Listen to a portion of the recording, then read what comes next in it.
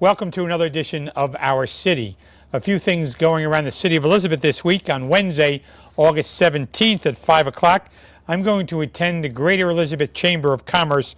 They have a business after hours once a month. This year it will be held at Tequila Grill, located at 824 Pearl Street. And later that evening, I'll toss out the first pitch at the Play Ball event being held at Droder Field, 500 to 514 Chilton Street. This event will feature free giveaways, pregame activities for ages 6 through 14. For more information, please call 908-820-4238. Last year's play ball activity, where we encouraged the playing of baseball throughout our city, was a huge success. So come out to Droder Field this year and see some young kids play baseball. On Thursday, August 18th, at 5 in the afternoon, I'm going to join members of the Ecuadorian community as they raise the Ecuadorian flag in honor of their cultural contributions to our city in front of City Hall, which is 50 Winfield Scott Plaza. And on Saturday, August 20th, at 11 o'clock in the morning, the 11th annual Car and Bike Show will be held in front of City Hall.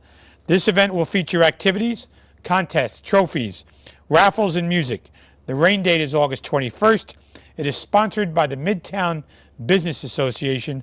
For more information, call 908-355-9600. And later that afternoon, I'll attend the Caldwell Banker Liberty Barbecue. Caldwell Banker is a real estate agent in our community. They do a barbecue every year located at 67 Elmore Avenue for their clients and their staff. And on Sunday, August 21st, at 12 in the afternoon, I'm going to join members of the Dominican community at a parade to celebrate the Dominican culture here in our city.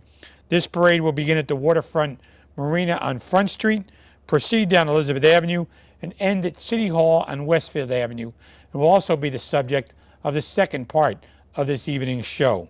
So if you need more information concerning these events or any other events, please call our Public Information Office at 908-820-4124. Please stay with us after these messages, where we're going to talk about ambulance and ambulance improvements in our community.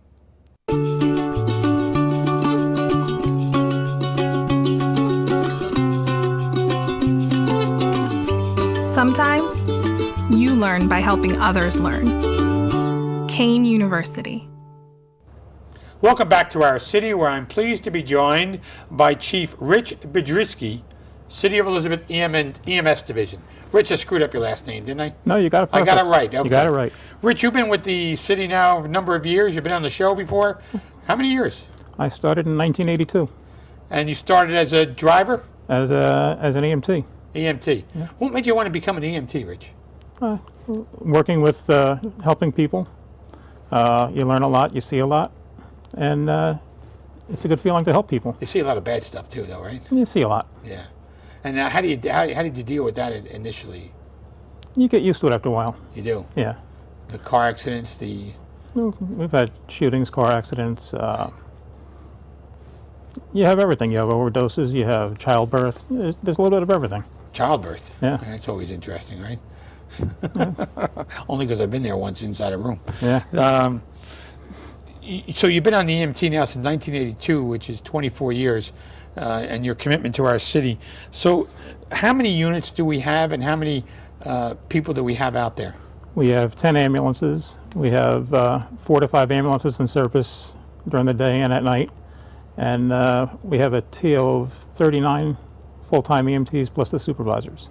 And so you're the chief, and how many supervisors do you have? We have 4 field supervisors and then an administrative supervisor, and now 1 assigned to training. And Rich, the supervisors, do they ride in the ambulances? If they have to, but right now we're trying to keep them off the ambulance so they could do what they have to do as far as their job goes.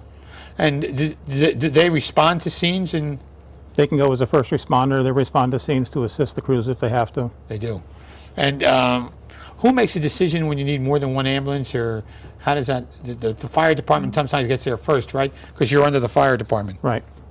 The supervisor will call for additional ambulances or resources if they need to. Or if the crew needs it, before the supervisor gets there, they can call. And how many EMTs in each ambulance? 2. 2. And the ambulances that run the MIC unit, that's something different, right? Those are paramedics. They're from the Trinitas Hospital. And do they respond to scenes, or do you have to call them? There's a simultaneous dispatch with the, depending on the type of call that it is.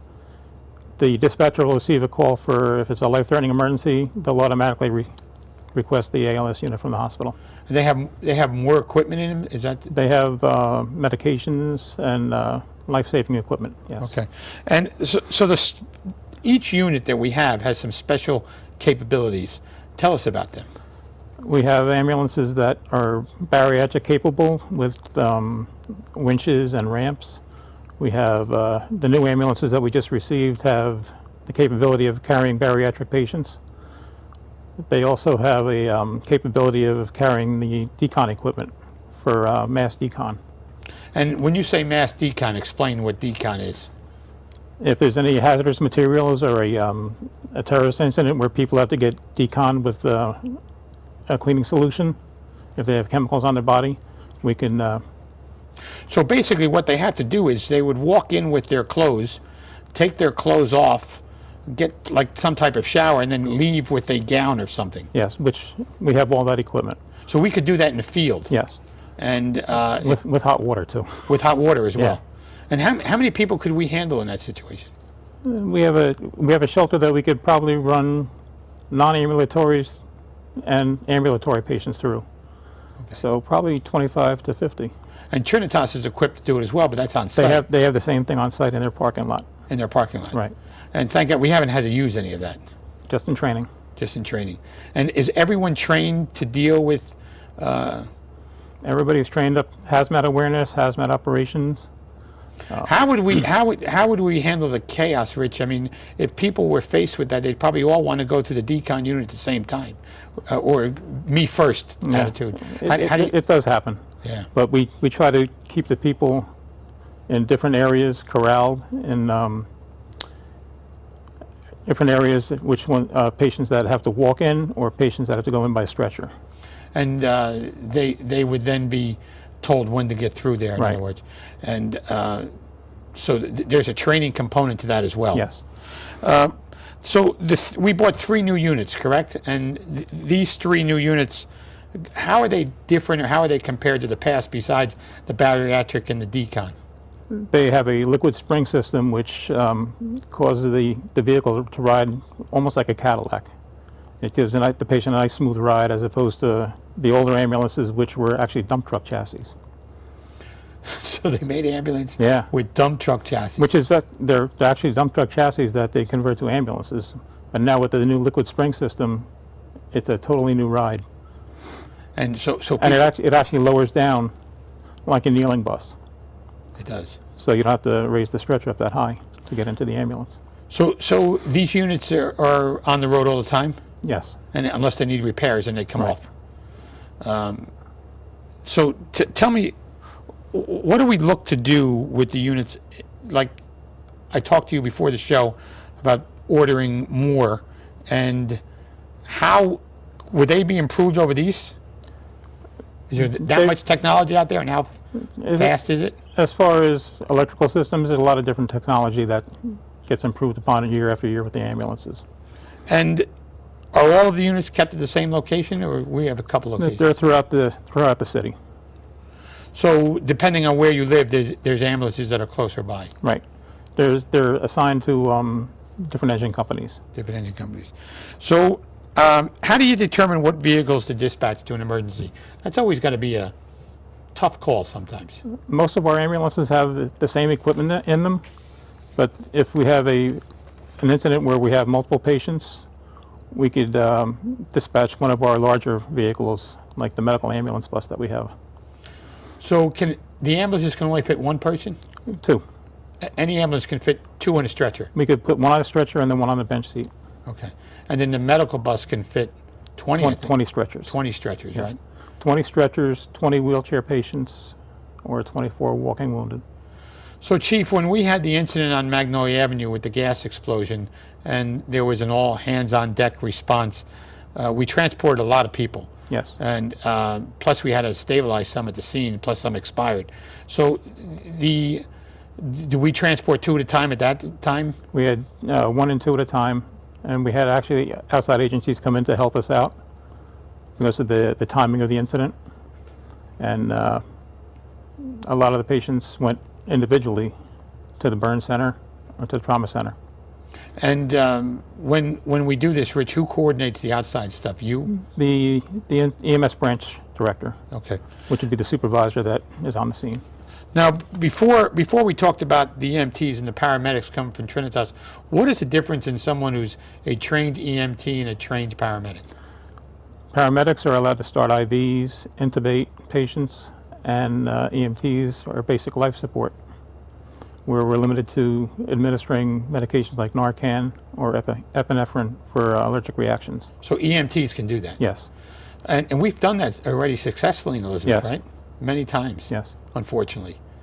And when the people respond, can you tell they responded to that drug quickly? They become sometimes alert and oriented or combative at times, but 9 times out of 10, they respond 100%. So that Narcan drug works. It's a wonder drug, yes. It's a wonder drug for Yeah. people who've overdosed. Yes. What kind of special training do they receive in this?